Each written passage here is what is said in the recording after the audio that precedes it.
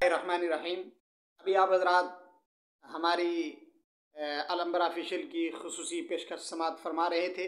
2 قسطوں میں میں نے آپ حضرات کے سامنے آل جموں و کشمیر مسابقۃ القرآن الکریم کی چند جھلکیاں پیش کی ہیں. چونکہ اس مسابقے کے اندر ریاست جموں و کشمیر کا ایک علمی ادارہ جامعہ محمدیہ قاسم العلوم اعزازی پوزیشن میں رہا، تو جامعہ محمدیہ قاسم العلوم کے 2 طلباء کی کیفیت اور ان کا جو کچھ تھا وہ آپ حضرات نے سماعت فرمایا. تو اب فرع ثالث کے اندر حدیث کی فرع، اللہ کے نبی صلی اللہ علیہ وسلم نے فرمایا ترکت فیکم امرین کتاب اللہ و سنتی، کہ 2 چیزیں تمہارے اندر چھوڑ کر جا رہا ہوں، کتاب اللہ اور سنت رسول اللہ. اس سلسلے میں حدیث کی فرع کے اندر جس طالب علم نے شرکت کی، بڑی بہادری، جرأت اور اطمینان قلبی کے ساتھ اس نے بھی جواب دیا. تو آپ اس ویڈیو کے اندر سماعت فرمائیں اور اس ویڈیو کو آخر تک آپ دیکھیں. اگر آپ نے ہمارا چینل سبسکرائب نہیں کیا ہے تو آپ ہمارے چینل کو سبسکرائب کر لیں. انشاءاللہ اس طرح کی مزید ویڈیوز اور پروگرامز آپ اس چینل پر دیکھتے رہیں گے.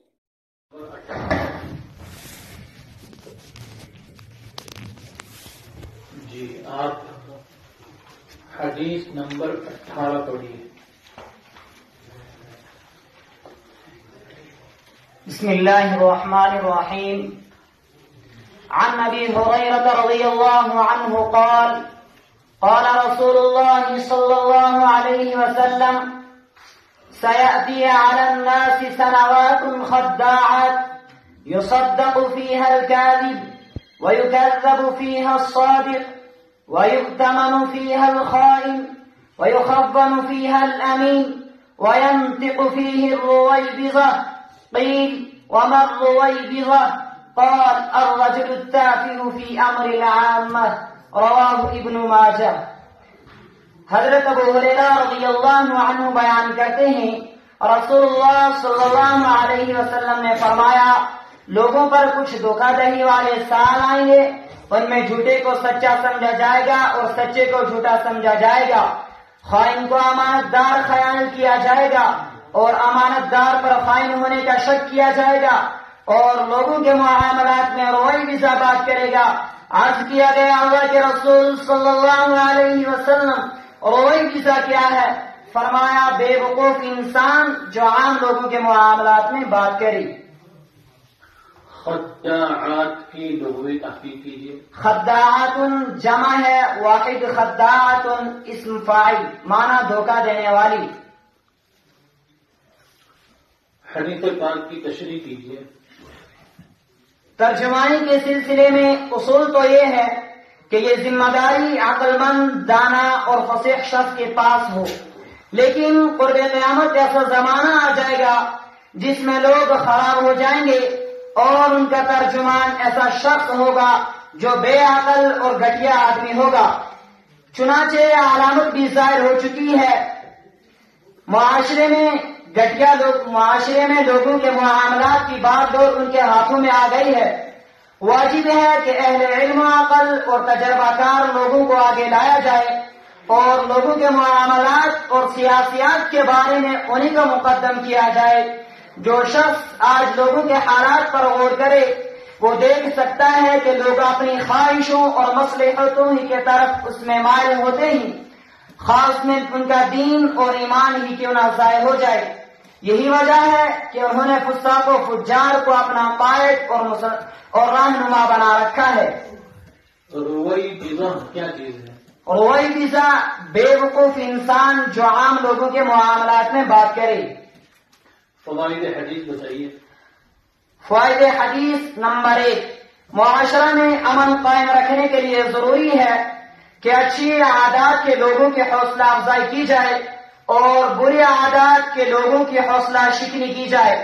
نمبر 2، جب نیک دیانتدار آدمی کو اس کا جائز مقام نہ دیا جائے بلکہ جھوٹے بد دیانت کی خوشنما باتوں پر اعتماد کیا جائے تو معاشرے کا کوئی شعبہ انحطاط سے محفوظ نہیں رہ سکتا. نمبر 3، موجودہ معاشروں کے بے شمار مسائل کی وجہ سچ اور دیانتداری کا فقدان ہے. دوسرا سوال حدیث نمبر 36 پڑھیے.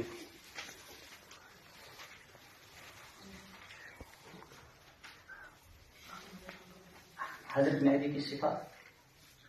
دنیا کا سب سے بڑا فتنہ دجال. عن عمران بن حسين رضي الله عنه قال سمعت رسول الله صلى الله عليه وسلم يقول ما بين خلق آدم إلى قيام الساعة خلق أكبر من الدجال. رواه مسلم. حضرت عمران ابن حسین رضی اللہ عنہ کہتے ہیں کہ میں نے نبی کریم صلی اللہ علیہ وسلم کو یہ فرماتے ہوئے سنا ہے آدم کی پیدائش سے لے کر قیامت کے دن تک دجال کے فتنے سے بڑا کوئی فتنہ نہیں ہے. لفظ ساعت کی لغوی تحقیق کیجیے. الساعت وقت، گھڑی، لمحہ، گھنٹہ. مراد قیامت کا دن جمع ساعت. قیامت کو ساعتن کیوں کہتے ہیں؟ صاحب قاموس نے قیامت کو ساعت کہنے کی چند وجوہات بیان کی ہیں.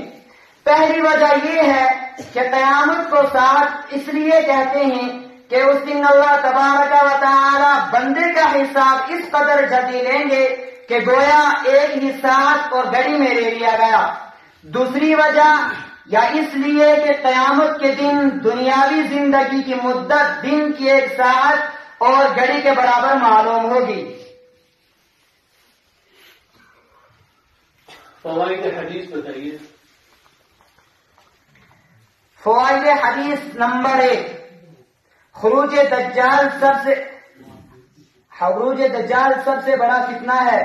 نمبر 2، حضرت آدم علیہ السلام کی پیدائش سے لے کر آج تک قیامت کے دن تک دجال کے فتنے سے بڑا کوئی فتنہ نہیں ہے.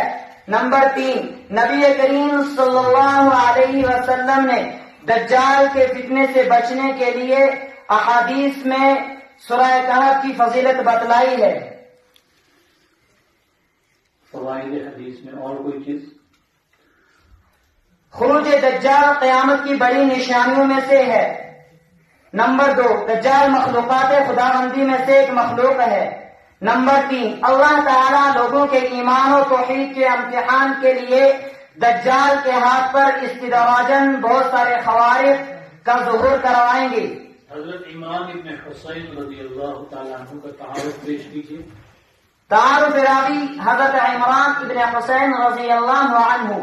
نام عمران، کنیت ابو نجید، والد کا نام حسین تھا.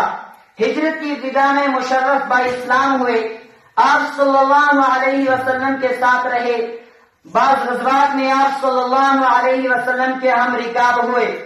آپ صلی اللہ علیہ وسلم کی زندگی بھر مدینہ برابر آتے رہے اور آپ صلی اللہ علیہ وسلم کی وفات کے بعد مدینہ آنا چھوڑ دیا اور گوشہ نشینی اختیار کر لی. حضرت عمر رضی اللہ عنہ کے زمانے میں جب بصرہ آباد ہوا تو وہاں منتقل ہو گئے. حضرت عمر رضی اللہ عنہ نے ان کے ذمہ فقہ کی تعلیم لگائی. آپ کے نمایاں خصوصیات و اوصاف: نمبر 1، احترام رسول صلی اللہ علیہ وسلم. نمبر 2، پابندی اسوہ رسول صلی اللہ علیہ وسلم. نمبر 3، عبادات میں ریاضت برداشت کرنا. نمبر 4، آپ کی ذات مرجع الخلائق تھی. جس راستے سے بھی گزرتے لوگ آپ سے مسائل معلوم کرتے تھے اور احادیث بیان کرنے میں بہت زیادہ محتاط تھے، اس لیے ان کی مرویات کم ہیں. تعداد مرویات آپ رضی اللہ عنہ سے روایات کی تعداد 130 ہے. 8 متفق علیہ، 4 میں بخاری اور 9 میں مسلم منفرد ہیں. وفات کب ہوئی؟ آپ کی وفات سن 32 ہجری میں ہوئی. کہاں پر ہوئی؟